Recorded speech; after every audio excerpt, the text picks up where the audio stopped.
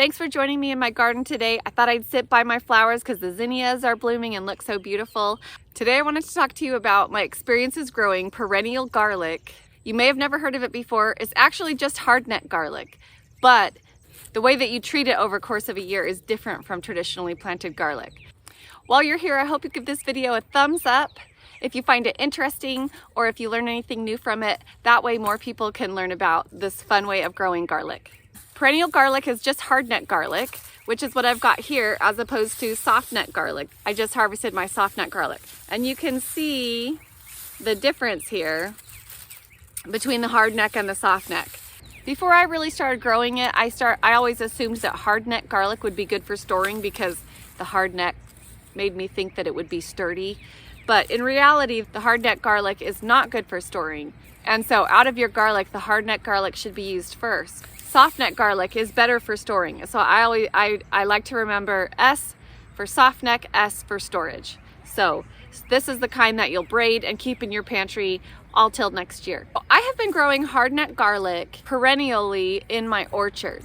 Garlic provides some good benefits to the orchard, some good permaculture benefits to the orchard. It's a pungent plant that kind of deters some of the bad pests from coming around. Also, anything that has bulbs in it is going to be preventing the encroachment of grass around your trees, that you really want to avoid the grass taking all the nutrients away from your trees.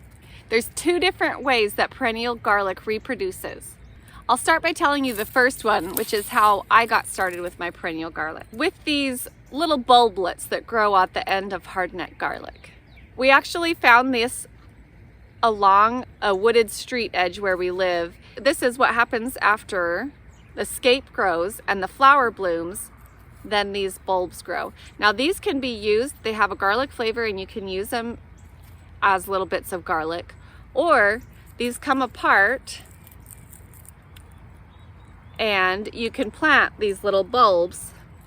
And that is how we began our journey with hardneck garlic, was planting these little bulbs. Each one of these bulblets grows into a head of garlic. And if you don't harvest that little head of garlic in the summertime, then it just keeps growing. Because I was growing this garlic for the benefit of my orchard and not for harvesting, then I left the garlic in the ground.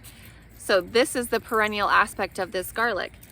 And the following spring, rather than just that single head of garlic growing there, each one of the cloves from inside that head of garlic are going to now sprout and grow into a new head of garlic.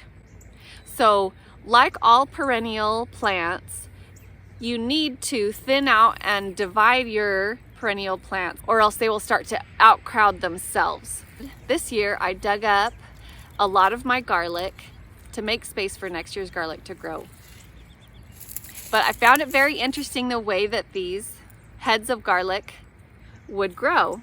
So because all the garlic is kind of in this floret here around the center, each one of these grows into a new bulb, and so they grow out from each other. And this is one head of garlic that this year grew into 13 heads of garlic. Now you can see when they grow together from the head like this, that they end up a little bit misshapen because of their being crowded. So you can see that these cloves of garlic, these heads of garlic, are not perfectly round. They're a little bit lumpy and flat on some sides because of how they pushed up to the other garlic. So these cloves turning into heads of garlic each year is the second way of reproducing.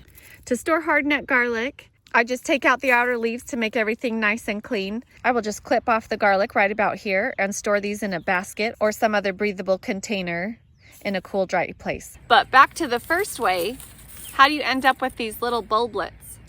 In the spring, the garlic heads will send up this flower spike. People know this as a garlic scape. They're edible and delicious. If you want to, you can harvest these garlic scapes at the stage when they are thick and curled around themselves. Garlic scapes have a great mild garlicky flavor, and one traditional use of them is making garlic scape pesto. I made some for my family to enjoy with pasta. We do have a tree nut allergy in our house though, so my quick tip for that is to substitute the pine nuts with chickpeas. They give the same kind of toothy bite so that the texture is right. And they let all the delicious garlic and basil flavor shine right through.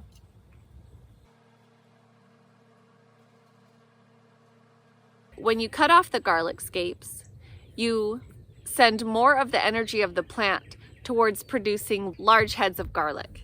In my clumps of perennial garlic, I definitely had some heads that ended up bigger than others.